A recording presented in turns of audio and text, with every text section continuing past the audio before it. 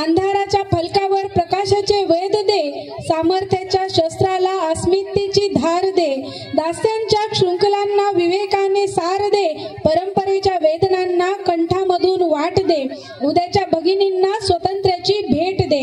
असेच महिलांच्या सक्षमीकरणावर आधारित नाटक घेऊन येत आहेत आपल्या भगतसिंग विद्यालयातील ज्युनियर कॉलेजच्या मुली.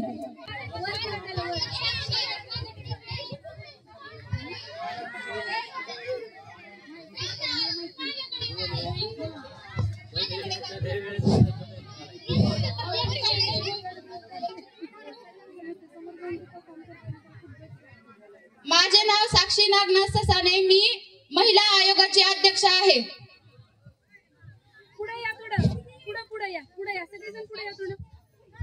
नमस्कार, मी नम्रता संतोषी पाडे, या नाटकामध्ये मी सून आहे.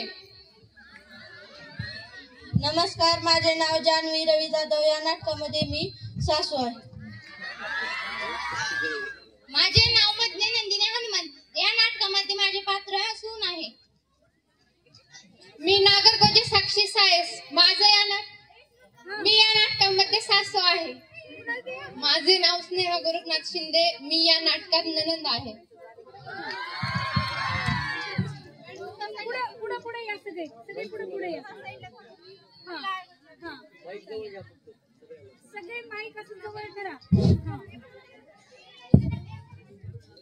कधी येते, किती वेळ झाला, गाडीची वेळ झाली.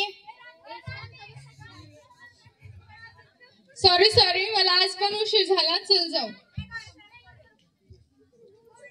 दररोजच तुला कसा उशीर होतोय ग? परत तुझी सासू त्रास देत आहे का? अगं तुला काय सांगू, अगोदर मला त्रास द्यायला फक्त सासूच होती, आता माझी नणंद पण येऊन बसली. ती का आली ग? अगं माझ्या नंदेचा नवरा 6 महिन्यासाठी नोकरीच्या निमित्त बाहेर गावी गेलाय, म्हणून 6 महिन्यासाठी माझी नणंद इकडेच आहे. गाडी आली, चल पटकन.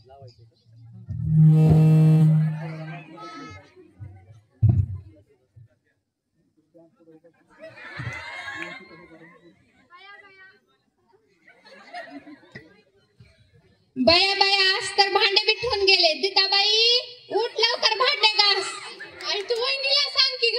वहिनी बाई गेल्या मग ड्युटीवर. आई मला तिथं पण काम असतं, इथं पण नुसतं काम सांगायलीस. अगं बाई काय करू, माझा पण गुडघा दुखायला लागलाय, मला आता वयानुसार काम होत नाही. आई तू उगाचच वहिनीचा एवढा लाड करतेस. माझी सासू बघ मला किती काम लावते, तू उगाचच तिला लाडवून ठेवलंस. हो बाई तुझं पण खरंच हाय. आई तू पण जरा सासू सारखा इंगा दाखव की तिला. सासून कसं एकदम धाकात ठेवलं पाहिजे. हो आता येऊ दे तिची, बघतेस. चल बाई लवकर भांडे घासून घ्या, आता यायची वेळ झाली. काय चालू आहे मालिकेचं बोलणं? काही नाही, आमच्या वहिनी उठलं की ड्युटीला जातात आणि भांडे माझ्या आईला तसंच घासाय ठेवतात. तसं कसं बोलताय? ते घरचं पण काम करते, ड्युटीचं पण काम करते, तिला पण कंटाळा येत असेल. जरा लेकीसारखं समजून घेत जा की. हो लेकीसारखं समजूनच डोक्यावर बसली आमच्या. चल बाई जाऊ दे बाई, माझं काम राहिले घरी, मी जाते. चल बाई तेवढे भांडे घासून घे, आता येतानाच बाया बाई.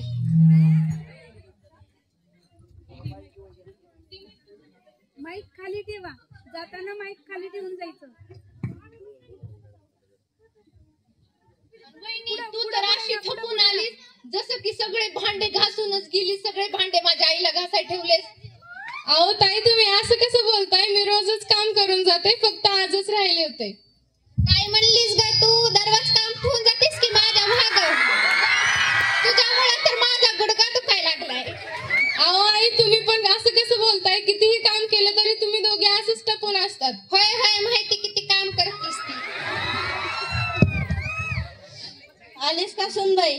हो आई आले. तुम्हाला काय सांगू, आज पण अश्विनीने उशीरच केला. अगं तिची सासू तिला लय काम सांगते म्हणून तर तिला उशीर होतो ना. आता तर तिची नणंद पण येऊन बसले.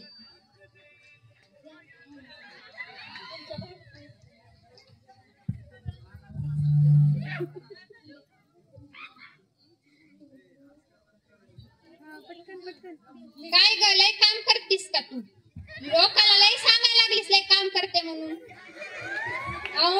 अहो आई मी तसं कोणालाच काही सांगितलं नाही. हो माहिती. बाई तिकडं कुणाच्या भांडणाचा आवाज यायलाय, चला आपण बघू.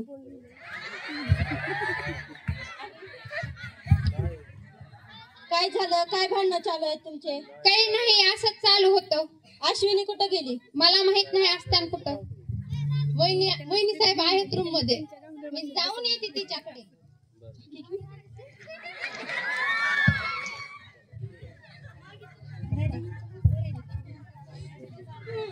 काय झालं ग तुला? काय रडत आहेस?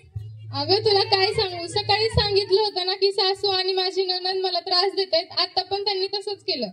ह्या आम्ही किती सांगितलं तर काहीच ऐकत नाहीत. आमच्या आईच्या मैत्रिणी महिला अध्यक्ष आहेत, आम्ही त्यांना जाऊन सांगतात, त्या काहीतरी उपाय काढतील.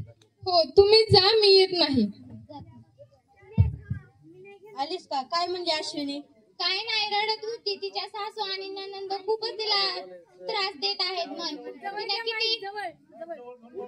तिने कितीही काम केलं तरी तिच्या मागेच लागतात. आज तर तिला मारायला पण हात उचलला होता मग तिच्या सासूने. त्या काय आपलं ऐकत नाहीत. चला आपण माझ्या मैत्रिणीकडे, महिला अध्यक्षाकडे जाऊ. चल. स्टेजकडे पाठ करू नका आणि पुढे पुढे व्हा, सगळे पुढे पुढे व्हा. नमस्कार. नमस्कार नमस्कार, या बसा. नाही नाही, आम्हाला बसायला वेळ नाही. आम्ही तुमच्याकडे एक तक्रार घेऊन आलो. कसली तक्रार? आमच्या शेजारची कांताबाई तिच्या मुलीवर खूप अत्याचार करते. सुनेवर खूप अत्याचार करते.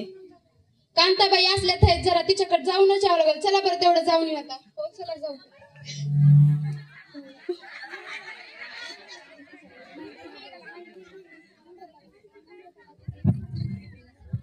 काय चाललंय कांताबाई? मग काही नाही बघा. कसं काय येणं केलं? कुठे गेली तुमची सून? हाय की घरात? बोलवा ना तिला. वहिनी वहिनी, काय झालं? मला असं ऐकण्यात आलंय तुमच्यावर खूप अत्याचार होत आहेत. दररोज तुमच्या घरात भांडणं होत आहेत. नाही तसं काहीच नाही. तुम्हाला कोणी सांगितलं? मला तर कुठून पण कळतं. फक्त ते सांगा, तुमच्यावर अत्याचार होत आहेत का? हो, मला सासू आणि माझी नणंद मला त्रास देत आहेत. मयन, तू माझ्या असं करायला लागलीस होय. मी कधी तुला त्रास देतो? विचार कर माझी पोरगी. कांताबाई, तुम्ही माझ्या देखत त्रास द्यायला, तिला भांडायला, माघारी तर तुम्ही किती करत असतात? नाही माय, मी काहीच त्रास देत नाही. काय वहिनी, किती खोटं बोलतात माझ्या आईवर. रोज सकाळी भांडे तसेच फेकून जातात. तुम्ही तर बोलू नका, तुम्ही शांत बसा. करा काय करायचं. अश्विनी, मला सांग, तुला काय काय म्हणतात आणि तुझ्याशी काय म्हणून भांडण करतात? माझी नणंद तर आत्ताच आलीये, पण माझी सासू मला अगोदर पासून त्रास देते. मी बाहेर जॉब करते, मला म्हणतात तुला जॉब करायचा असेल तर घरचंही काम करावं लागेल, नाही तर जॉब सोडायचा. कांताबाई, असं कसं करायला? जशी तुमची ती स्नेहा मुलगी आहे तशी अश्विनीला पण समजायचं. मला माहित आहे प्रत्येक सासू असूनला आपली मुलगी मानत नाही, तरी पण तुम्ही मानायचा प्रयत्न करायचा. विचारा बरं तिला, मी तिला मुलीसारखं सांभाळते. हो हो, मी बघितलंय तुम्ही किती मुलीसारखं सांभाळतात. कांताबाई, सांगायचं झालं तर तुम्ही एक गावातलेच आहोत. असं काही त्रास देत जाऊ नका. एकतर तुमचं वय पण झालंय, तुम्हाला ह्या वयात असं जेलमध्ये जाणं शोभा देत नाही.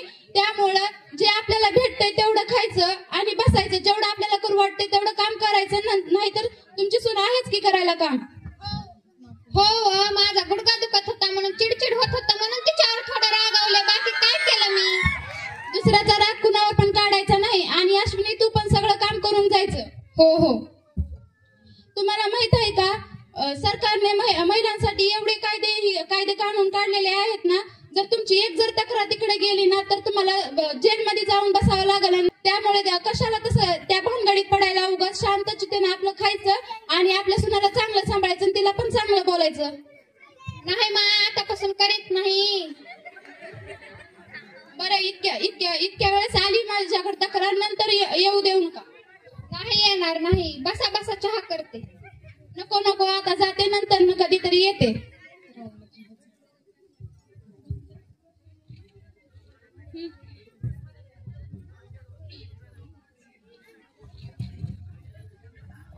कोणतीही स्त्री मागे राहून उलट बोलणं, प्रत्युत्तर करणं शिकून येत नाही. ती तर डोळ्यात लाज आणि चेहऱ्यावर हास्य घेऊन येत असते. पण सासरचे लोक तिच्या संस्कारावर, विचारांवर, चारित्र्यावर इतके वार करतात की तिला नसलेलं खरं रूप दाखवावे लागते. धन्यवाद.